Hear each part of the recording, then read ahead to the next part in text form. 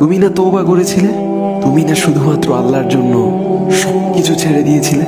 বুঝতে পেরেছিলে কোথায় তোমার আসল ঠিকানা? ভুলে গেছো?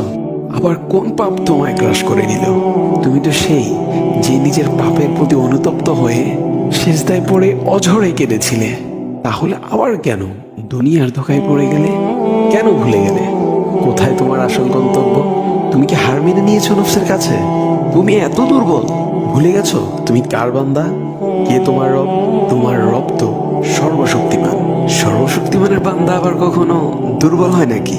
মৃত্যু পর্যন্ত লড়ে যাও তুমি। শয়তানকে দেখিয়ে দাও তোমার ইমানের পাওয়ার।